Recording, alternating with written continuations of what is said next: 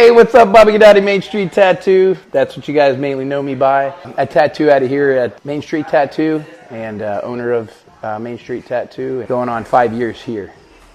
How long have you been tattooing altogether? Roughly 20 years.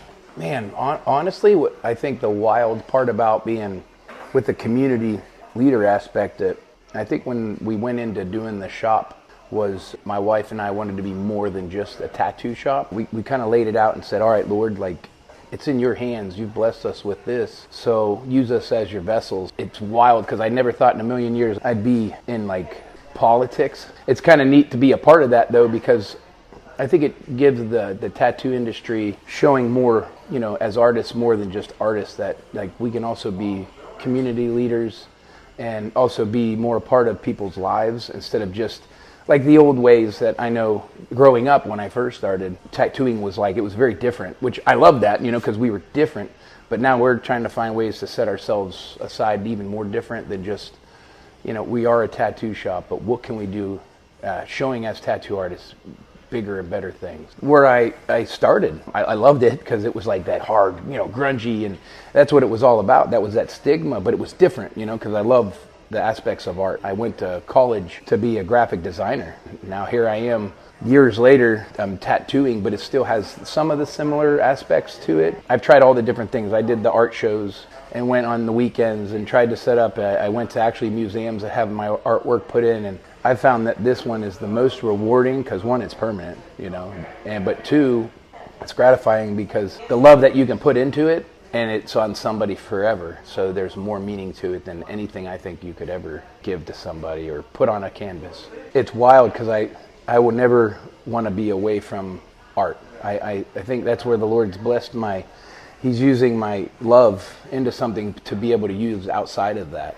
And that's using and being able to go into the community and do community events and do certain things at other places and be a part of stuff. Like right now I'm doing a big thing with my kids' school and putting murals and stuff up, but we're stepping up and doing that. They didn't have anybody to help them. So it's almost like another community effort to use the art aspects. So my story with tattooing is pretty wild. It's actually 30 years of finding it. When I was in college is kind of where it started. Empire Tattoo in downtown Asheville. And the guy who did my first nice tattoos was Greg. And I will always remember that guy because of what he did for me. But I started in college, like, I was never in a fraternity, but I would bring these fraternity guys up because they always wanted me to draw up tattoos for them. And I'd hang out at the tattoo shop on the weekends. If we didn't have, I was playing college football and all. And if I wasn't doing that, I was hanging out at the tattoo shop. So I was kind of like in it before I even knew I was going to be in it. You know what I mean? I was an art teacher. A lot of people might not know, for 15 years while I did my apprenticeship. But before that, you know, I was always liking the aspects of tattooing. There was something that was always calling me to it. And it was something different because I liked POD, Sonny, and all those guys from some of the really cool bands. I like the sleeves and stuff, which I know eventually I will get. I just was always driven to the art of tattooing. And when that Miami Ink stuff started coming out is when I kind of like, I think I could do this, because I was teaching and I was landscaping and car washing and working at Discount Tire Wednesdays through Fridays on top of teaching, doing all this stuff. And I was actually doing my apprenticeship, but coaching football, coaching girls soccer. Like, dude, I was at a point where I was just like, okay, I need to find something. Where can I navigate to? You know what I mean? And the tattooing, my friend opened a shop up, and I had asked, and he said, you take an apprenticeship, and that's kind of like where it kind of led from. I kept trying to push to it, but I don't think I was done with the teaching yet, and it kept pushing me back to the teaching. And then when the time opened, it was like full board. And I ended up running Dave's shop over at Daytona Hardcore, the Beachside shop and the Nova shop. I was running both his shops for a while there, and then we kind of gravitated just to do the Beachside shop, and it really took off for a good few years while I was there, and I helped really build it up. I think him and I really tried to find the ways to build up how to attract the Beachside shop. And I'm really happy. He's super successful over there. I mean, I'm super happy for him. Well, I kind of really loved, and I still am attracted to the new school, poppy style, kind of fun. Tony Savaro, Clean. These guys were all like mentors and people I grew up years ago who I never thought years later they'd be here at the shop tattooing with me. It's kind of really cool, you know. But I loved that colorful, bright, and that's kind of how my art was when I painted. And I would do murals and stuff around town for different businesses. I would say I still love to do that, but I've pushed myself way, way beyond what that is now. A lot of people come to me more, I don't know if it's because of where we're at on the beach side, but black and gray. I felt like I wanted to really push to do that Chicano style, West Coast black and gray theme style. I just remember working on pieces and I would be real meticulously slow and doing the pendulum and trying to like, man, how do they create? Because I'm pretty much, you know, I was taught very minimal, and then from there I just kind of learned myself. I got this smooth, soft shading down by just watching Nico Hurtado and Freddie Corbin and all these guys that are like way old school. That probably some of these people, you know, that'll hear this don't know who these guys are, like the markings of the industry. But I would watch them over and over and over and over again, and watch the same video 100 times, and then I would eventually I started grasping that, and I think I pushed where I'm able to do like the portraits, the realism, or have pretty much my own style. Like I didn't realize this, but there was a dude that works for the sheriff's department, was in a jail, you know, trying to do stuff back and forth, and this guy, big dude, he said, "Come on, yo, bro, where'd you get that tattoo?"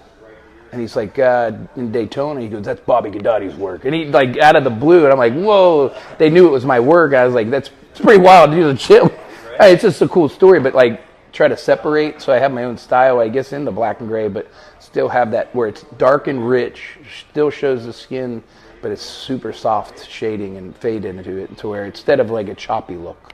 That was pretty wild. So my wife and I serve on the Main Street Merchants, and she ended up moving up to the vice president point, and then as we kind of grew into that and what it was, they actually needed some people who were in this area to serve, be on the new board. They had to recreate the whole entire graveyard board. So they had 3 masons and then 3 business owners within the surrounding area, and they chose, or they kind of asked us, and I said I would definitely love to be a part of that, and that's really kind of grown.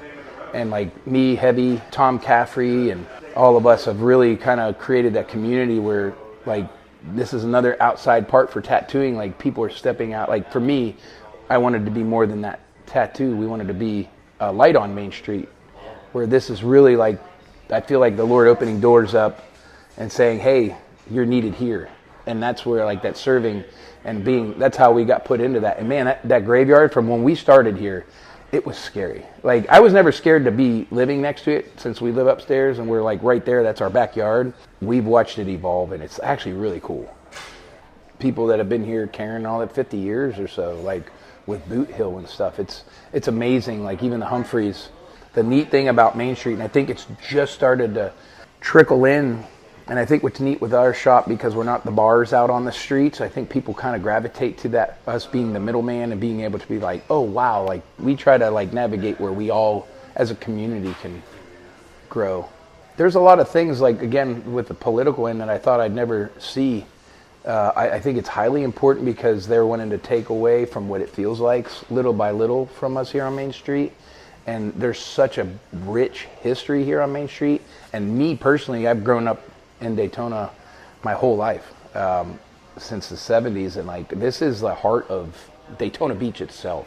Like, everything has driven here, you know. NASCAR drove from here, all these big events. I mean, you got 85 years in Bike Week, you know, and some of the biggest, richest events that this town holds is where, because of Main Street, this whole city makes its money from. So to take it away would take away the heartbeat, I feel. I actually, with the way the Christian Surfers worked, I personally would take the kids there on Wednesdays years ago at Salty Church, and that was a lot of fun. And this is while I was teaching, and we would go and go to the events and serve and do all these things. And then Robbie over at Salty, they had some people that were, you know, they were just busy, and then we ended up coming in to help and becoming a leadership team, and things had kind of grown. So we've kind of, I think me and Sarah, as when I say we, put it to where it could help take off from there and give it a face again.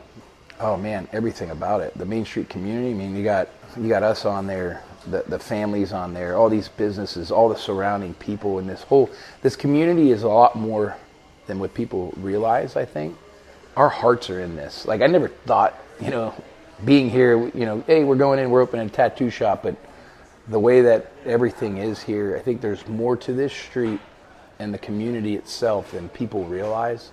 It's rough, it's tough, but I think that's what Daytona, that rough and tough is what keeps us all together and keeps that community, and like there's a light in that. People step up here. That's what's really cool. Like people step up and they want to be heard and they want to be seen for a good cause. You know what I mean? It's not nothing to where it's for the community, it's for the beach, it's for this area to like grow. And I think people don't realize they're gonna see from where it has grown a lot. Like it's hard to see because you see a lot of building and work and stuff going on in the whole area, like over on A1A. They're able to look a little further ahead. This is all being done to beautify the area, to make it work better. I honestly want them to feel they can just let go. They're in a place that's non-judgmental, and that they're here. We call it the Main Street Tattoo family, and it's for a reason. That everybody can feel like they have a piece and a part of this that we've grown it to be. Each artist that works here can grow a relationship with their client, but yet their client feels part of something bigger and more grand. Yep, they got it here at Main Street Tattoo. It's like more to that saying than just, I got a tattoo. They have something that they can like feel really good about. A legacy to leave on Main Street, that we were here and that when we came, that there was something more to their story that could even be told, that God had his hands in it no matter what.